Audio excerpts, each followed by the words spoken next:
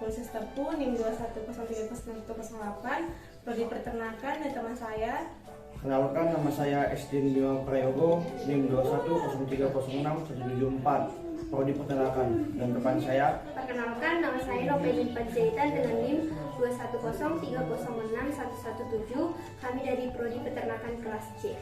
Di sini kami akan menjelaskan tentang anatomi kelinci atau Ornitholagus funiculus.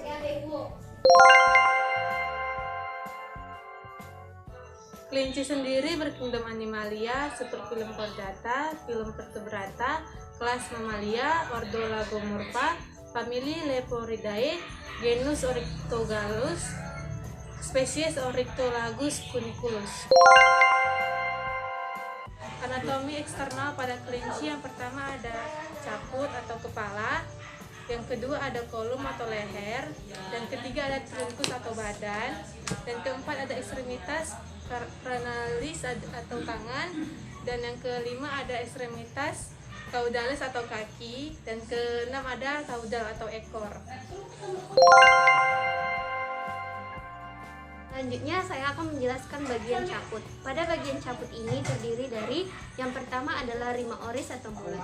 Pada bagian rima oris ini terbagi menjadi dua bagian, yaitu yang pertama ada labium superior atau bibir bagian atas dan labium subinferior atau bibir bagian bawah. Selanjutnya ada fibrisi. Fibrisi adalah berupa rambut-rambut panjang dan kaku. Lalu selanjutnya ada nares externus atau lubang hidung bagian luar. Selanjutnya ada organal visus. Organal visus ini terbagi menjadi tiga, yaitu ada kornea, ada iris, dan juga ada pupil. Lalu selanjutnya ada palpebra atau kelopak mata. Palpebra ini terbagi menjadi tiga, yaitu palpebra superior atau bagian atas dan palpebra inferior bagian bawah. Lalu ada plica seminalis.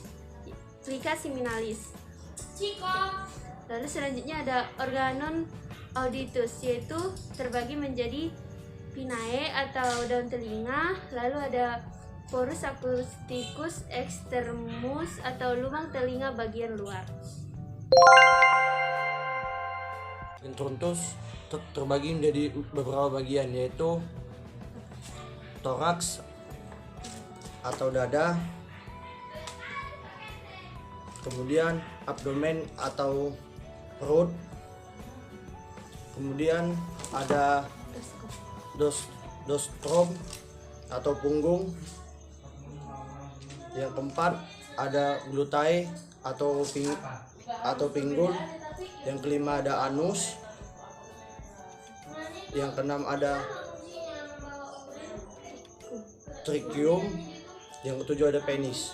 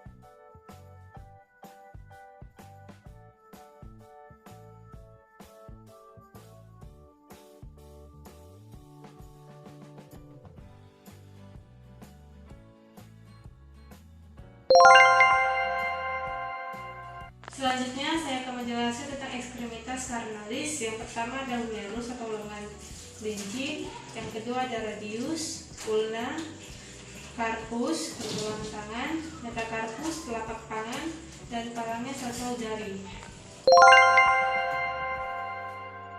Selanjutnya saya akan menjelaskan bagian ekstremitas caudalis. Yang pertama ada femur, dan yang kedua ada fibula, yang ketiga ada tibia, yang keempat ada tarsus atau pergelangan kaki, yang kelima ada metatarsus, telapak kaki, dan keenam ada palangis atau jari. Hyper atau hati, vesicavalia atau kantung empedu, esophagus atau kerongkongan, ventriculus atau lambung, cecum, intestinum new atau usus halus, intestino crassum usus besar, vesika urnea atau kantung kemih.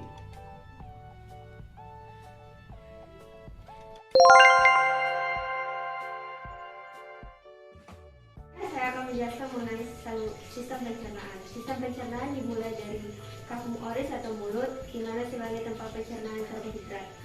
Mulut ini sendiri terdapat testis atau gigi. Testis terbagi menjadi 3, yaitu incisivis atau gigi seri, promorale atau gigi geraham depan, dan molare atau geraham belakang. Selanjutnya ada paring, lalu ada esophagus atau kerongkongan. Selanjutnya ventriculus atau lambung.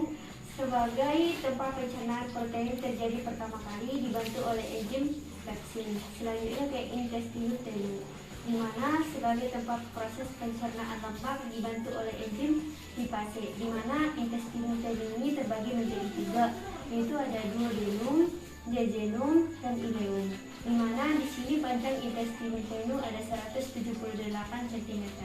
Seluruh makanan diserap oleh intestinus tenu melalui jonjot usus dengan 2 kali proses penyerapan makanan, lalu dibawa ke hati untuk metabolisme karbohidrat, protein, dan lemak. Selanjutnya ada sekum, lalu ke intestinus crassum, lalu kolon, selanjutnya ke anus. Selanjutnya saya akan menjelaskan mengenai glandula digostoria, di mana terdapat glandula parotis, lalu terdapat hepar atau hati, lalu ada hepar atau hati yang menghasilkan cairan empedu, lalu ada vesicavalia atau kantung empedu, lalu ada pankreas. Pankreas itu berfungsi sebagai yang menghasilkan bahan kimia yang membantu untuk mencerna makanan. Tentang sistem urinaria, yang pertama ada ginjal yang berjumlah sepasang, lalu ureter, lalu ada vesika urinaria atau kandung kemih yang berfungsi untuk menampung air seni, lalu ada uretra. Selanjutnya saya akan menjelaskan tentang sistem sirkulatoria. Pada kelinci komponen yang terdapat yaitu ada jantung atau cor dan pembuluh darah.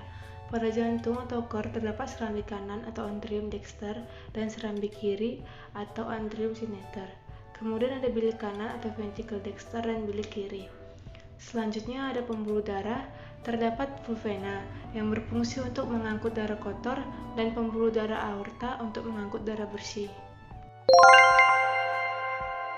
Saya akan menjelaskan sistem stemma respiratorius. Yang pertama ada nares atau hidung. Yang kedua ada glotis dan laring. Kemudian ada trakea, dan yang terakhir ada bronchus. Ulma terdiri menjadi 2, yaitu ulma sineter dan ulma dexter. Ulma sineter terbagi menjadi 2, yaitu lobus superior, dan lobus inferior. Ulma dexter terbagi menjadi tiga, yaitu lobus superior, lobus medianus, dan lobus meninterius. Selanjutnya saya akan menjelaskan sistem nervosum atau saraf pusat. Yang pertama ada cerebrum, dan ada cerebrum, ada medulla oblongata, dan juga ada medulla spinalis. Sekian dari kami, terima kasih. Dadah.